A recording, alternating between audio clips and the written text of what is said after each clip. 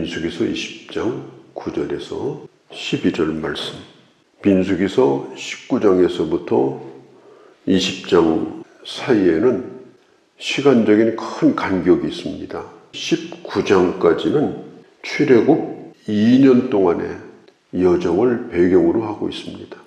애굽을 떠나서 시내산을 거쳐서 가데스 바니아에서 다시 돌아서 광야로 오던 2년 동안을 배경으로 기록하고 있습니다. 20장부터는 출애굽 3년째가 아닙니다.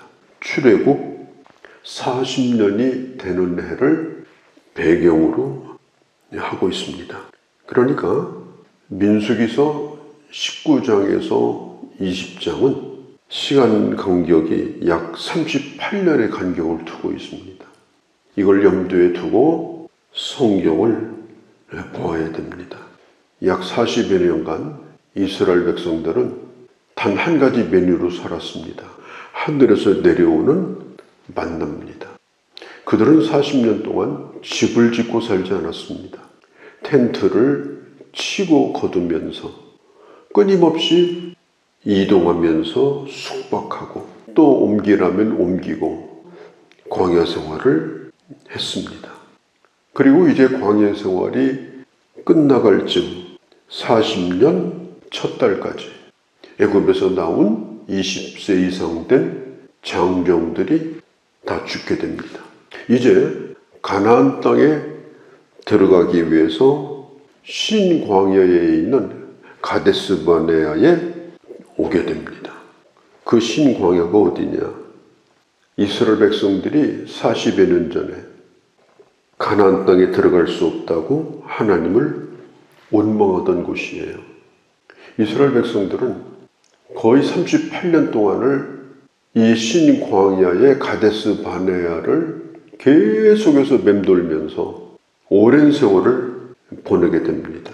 이제 그렇게 하는 가운데 모세의 누이였던 미리암이 죽어요. 이제 구시대가 다 끝나고 있는 걸 볼 수가 있습니다. 아론도 죽습니다.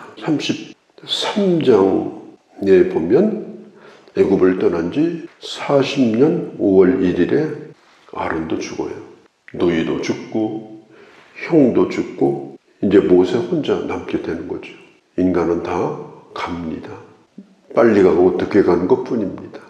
적어도 내가 얼굴을 보는 사람들은 갈 사람들입니다. 꼭 그 사람이 빨리 가는 것이 아닙니다. 내가 먼저 갈 수도 있습니다. 몇십 년 차이든지 아니면 몇 년 차이입니다. 가곡에 너도 가고 나도 가야지. 참 그 말은 옳아요. 너도 간다고 슬퍼하지만 나도 몇 년 후면 그 길을 갈 겁니다. 우리는 그걸 잊지 말고 살아야 돼요. 이 세상의 모든 권력을 다 가진 것처럼, 이 세상의 물질을 다 가진 것처럼 오만하고 교만하고 큰소리 치면서 하는 것은 어리석은 일입니다. 우리가 떠나갈 자인 것을 알고 내가 잠깐 동안 내가 세상 가운데 머물러 있다. 사도 바울이 디모데후서 4장 6절에 얘기한 것처럼 내가 떠나갈 기약이 가까웠으니 후로 나를 위해서 주님께서 의의 멸관을 예비해 두셨다. 나는 그곳을 바라보며 가고 있다. 우리는 언제나 그런 고백을 하며 우리의 달려갈 길을 잘 달리고 믿음의 싸움을 잘 끝까지 하는 이게 우리에게 가장 중요한 일이다 라고 하는 걸 기억해야 됩니다. 오늘 이 본문은 아론이 세상을 떠나기 전에 있었던 일입니다. 이 가데스는 가나안 땅 남쪽에 있는 곳입니다. 이곳에서 전열을 가다듬고 가나안 땅을 향해서 가고자 하는 그런 시점에서 일어난 일이 바로 오늘 이 본문의 사건입니다. 이제 1세대가 가고 2세대가 40년 동안 광야에서 훈련을 받았어요. 이 사람들이 가나안으로 들어갈 거예요. 그런데 이렇게 혹독한 광야 환경을 견디면서 40년 동안 만나를 먹으면서 매일매일 하나님의 인도를 받는 훈련을 받았음에도 불구하고 이들은 그들의 부모 세대, 그들의 선배 세대와 거의 다르지 않았어요. 물이 없다고 원망합니다. 똑같은 말로 원망합니다. 40년 훈련을 받았는데도 그런 일로 말미암아서 그들의 조상이 어떤 일을 겪었는가를 전부 보고 들었는데도 그 다음 세대도 2절에서 5절까지를 보면 마실 물이 없게 되자 모세와 아론 앞에 사람들이 모여들었습니다. 말합니다. 우리의 형제들이 앞서서 죽을 때 우리도 그때 같이 죽어야 되는데 오늘 이렇게 우리가 목이 마르다 이렇게 얘기하는 거예요. 자, 지금 가나안 땅에 들어갈 날이 지금 눈앞에 와 있는데 모세를 향해서 아론을 향해서 하는 얘기가 이렇게 나쁜 곳에 우리를 오게 해서 이 땅에서 죽게 한다는 거예요. 이 사람들은 이 땅에서 죽을 사람들이 아니에요. 가나안 땅에 들어가야 되는 사람인데 고라의 반역자들이 했던 얘기와 똑같은 얘기를 하고 또 있는 것입니다. 이것을 보면 인간의 이 죄의 부패성이 얼마나 뿌리 깊은가 알 수가 있어요. 인간이 얼마나 뼛속 깊이 악한 것으로 물들어 있는가 하는 걸 알 수가 있어요. 잘 변하지 않습니다. 그렇기 때문에 우리가 그의 은혜 가운데 거하지 않으면 어느 한순간 옛날의 본 모습이 다시 나타나는 겁니다. 우리는 하나님이 부르시는 그날까지 하나님의 은혜 가운데 살아야 됩니다. 주님의 손에 붙들려져서 주님을 바라보며 믿음으로 사는 그 길에서 벗어나면 안 됩니다. 지금 모세는 120세가 됐습니다. 그런데 지금 이 젊은 사람들이 40년 동안 자기들을 위해서 수고한 지도자인 모세를 향해서 원망하는 겁니다. 마치 모세와 아론만 없으면 다시 애굽 땅으로 돌아갈 것처럼 그렇게 지금 항의를 하고 있는 거예요. 6절에서 11절에 보면 모세는 하나님 앞에 엎드려서 호소합니다. 이런 일이 생기니까 모세는 또 그들을 떠나서 회막문 앞에 가서 하나님 앞에 엎드려 간구합니다. 하나님 어떻게 하면 좋겠습니까? 어떻게 이 백성을 인도하면 좋겠습니까?